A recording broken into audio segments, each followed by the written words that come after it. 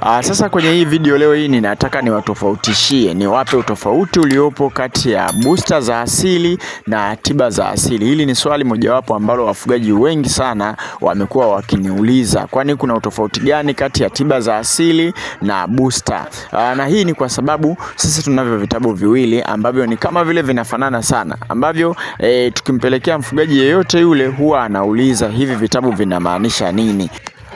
Kuna kitabu cha tiba za asili hiki ambacho mnakiona hapa, lakini pia kuna hiki kitabu ambacho ni cha mwongozo maalum wa ufugaji kwa tiba za asili. Hivi vitabu, kuna kitabu kimoja ni kwa ajili ya tiba na kuna kitabu kimoja ni kwa ajili ya booster pamoja na kinga. Vimekuwa vikiwachanganya wafugaji wengi sana. Sasa kwa kutumia fursa hiyo pia hapa nitakuelekeza na wewe ambaye unatazama hii video, hata wewe mwenyewe ukienda kuandaa, ili ujue hichi ninachoandaa ni booster na hiki ninachoandaa ni tiba au kinga kwa ajili ya kuku. Sasa tuanze na booster za asili. Booster za asili ni nini? Booster za asili ni vile vitu vya asili ambavyo unawapa kuku wako kwa ratiba maalum kwa wiki au kila siku, ukiwa na malengo yafuatayo. Lengo la kwanza kwa mtumiaji wa booster ni kuwafanya kuku wawe na uzito mkubwa, kwa sababu booster huwa zina boost kuku wanakuwa na uzito mkubwa, na namna ambavyo booster zina boost kuku ni vile ambavyo zinakwenda kurahisisha mmeng'enyo wa chakula. Booster nyingi huwa zinarahisisha mmeng'enyo wa chakula. Kwa mfano, kuna kitunguu saumu, kuna tangawizi, kuna apple cider vinegar. Hii ni mifano ya booster ambayo endapo utawawekea kwenye maji, basi itarahisisha mmeng'enyo wa chakula. Na booster zinaweza zikawekwa kwenye maji au zikawekwa kwenye chakula kwa ajili ya kurahisisha mmeng'enyo wa chakula. Lakini pia kazi ya pili au lengo la pili la kutumia booster, tunazitumia booster kama kinga. Sasa hapa utakuja kuona kwamba hizi booster kwa nini zinaingia kwenye kundi la kinga. Booster zinakuwa na, tunatafuta vile vitu vya asili ambavyo vinakuwa vina vitamini kwa wingi. Kwa mfano, majani haya ya mchicha, haya yana vitamini A, yana vitamini C, pia yana vitamini D, lakini pia yana madini ya chuma. Sasa hii huwa inarahisisha kama kinga kwa ajili ya kuku, ili asiweze kupatwa na magonjwa, hata kama ataishi mazingira ambayo au atakula chakula ambacho kina vimelea wa magonjwa. Basi kutokana na madini ambayo yapo kwenye hizi booster, basi yatamkinga na magonjwa. Kwa hiyo huwa tunatumia kama kinga, na namna ya kutumia kama kinga, unaweza ukawa unawapa walau mara mbili kwa wiki au mara moja, au michanganyo mingine ambayo huwaga tunatumia kama kinga. Tuna kinga kwa ajili ya magonjwa kama vile magonjwa ya kideri, magonjwa ya gumboro.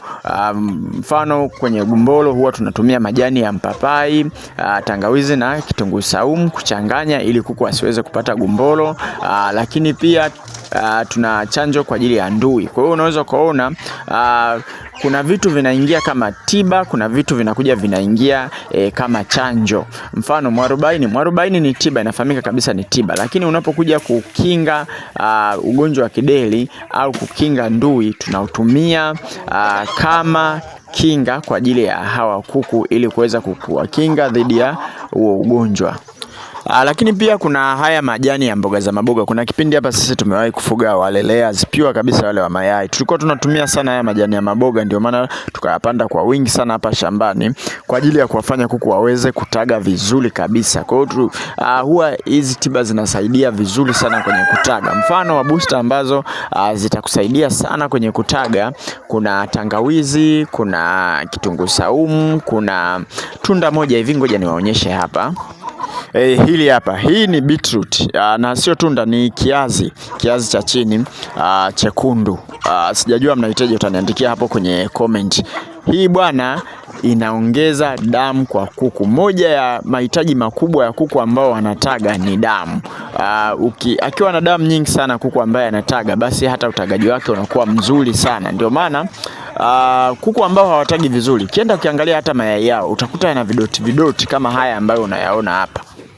Haya mayai yenye vidoti kama hivi ni dalili mojawapo ya kwamba kuku wako hawana uwiano sahihi wa damu kwenye miili yao, na hii ni ishara ya kwamba kuku wako wana upungufu wa madini ya chuma, vidoti kama hivi. Kwa hiyo ukiwapa hii juisi ya beetroot, ukiwawekea kwenye michanganyo yao, itakusaidia sana kwa ajili ya kuku wako. Kwenye kitabu chetu cha tiba za asili tumeiweka hii. Kwa nini tumeiweka kwenye tiba za asili? Kwa sababu hili tayari ni tatizo, kwa hiyo unaweza ukatumia hiyo, lakini pia hii ni booster ya kuwafanya kuku waweze kutaga vizuri. Kwa hiyo jitahidi hata kwa wiki walau mara moja tu watengeneze kitu kama hiki hapa, na unaweza ukaweka kwenye huo mchanganyo, ukaweka tangawizi pamoja na pilipili, ukaweka pamoja na kitunguu saumu. Hizo ni booster. Nadhani mpaka hapa umenielewa nini ninamaanisha ninapokuwa ninasema booster. Booster kwa ufupi kabisa ni vitu ambavyo vina waboost kuku wakue au watage vizuri, lakini pia ni vitamini ambazo zinawafanya kuku wako waweze kujikinga dhidi ya magonjwa. Kama mnavyojua, vitamini kazi yake kubwa ni kukinga kuku wasiweze kuingia kwenye magonjwa kiurahisi zaidi. Lakini pia tugeukie upande wa pili wa shilingi wa tiba. Sasa tugeukie upande wa pili wa tiba. Zipi ni tiba za asili? Yawezekana kabisa zile booster za asili zikaja zikawa tiba, na hivi vitu ambavyo unavitumia kama tiba vikawa booster, ila umevitumia katika mazingira yepi? Hizi tiba huwa tunawapa kuku pale ambapo wanakuwa tayari wanaumwa. Ni tofauti kabisa na kinga. Kinga tunawapa kuku ambao hawaumwi kwa ajili ya kuwakinga na ugonjwa fulani. Kinga nimeshawaambia zinaingia kwenye upande wa booster. Sasa humu kuku wako wakiumwa, kwa mfano labda wameumwa kideri, tayari wameshapata kideri, unawatibia kwa dozi maalum. Kwa mfano ambayo ni booster, tulisema kwamba mfano unaweza ukachukua mwarobaini ukawapa kuku kwa ajili ya kuwakinga kwa ajili ya kideri, lakini hapa kuku wako wameshaumwa kideri, utatumia ule mwarobaini kwa ajili ya kuwatibia. Hapo kiwango cha kuweka maji kitatofautiana, lakini pia kuna vitu itatakiwa uviongeze kwenye mwarobaini. Hata kama mwarobaini ni tiba tu, uviongeze ili visaidie mwarobaini uweze kutibu vizuri. Ndio hapo utakuta unaongeza kitunguu saumu, unaongeza kitunguu maji, unaongeza tangawizi, lakini pia unaongeza na majivu kwa ajili ya kurahisisha kwamba dawa fulani iweze kufanya kazi vizuri ndani ya muda mfupi, kuku wako aweze kupona. Kwa hiyo hivyo ndio huwa tunatumia. Kutibu mafua huwa tunatumia vitu kama vile tangawizi, majani ya mbaazi yanafanya kazi vizuri sana kwenye kutibia pale ambapo kuku wanakuwa wamepata magonjwa. Na hii channel tumekuwa mara nyingi sana tukielekeza. Nitarudi hapa kuwatajia vitu gani ni kinga na vitu gani ni tiba nzuri. Sasa niwakumbushe tu tunavyo hivyo vitabu ambavyo vitakusaidia sana kupunguza bajeti, kama vile kutengeneza chakula lakini kuwalea vifaranga tokea wakiwa wadogo mpaka wakubwa, jinsi ya kutengeneza hizi tiba za asili. Hivyo vitabu ni soft copy na kutumia kwa njia ya WhatsApp ni shilingi 10,000. Kitabu kimoja kinauzwa shilingi 10,000. Ukilipia tunakutumia. Lakini pia tunalo kundi la WhatsApp ambalo tunaelekeza namna ambavyo unaweza ukawahudumia kuku wako. Tunawaelekeza hapa jinsi tunavyowalea kuku tokea kwa vifaranga wadogo mpaka wakubwa. Ada ya kujiunga na hili kundi ni shilingi 8,000, na hili kundi utakaa kwa muda wa miezi 2. Sasa niwape kwanza orodha ya booster ambazo ni nzuri, zinafanya kazi vizuri kabisa. Nitawatajia baadhi, nyingine mtazikuta kwenye kitabu kama utanunua kitabu cha mwongozo maalum wa ufugaji kwa kutumia tiba za asili.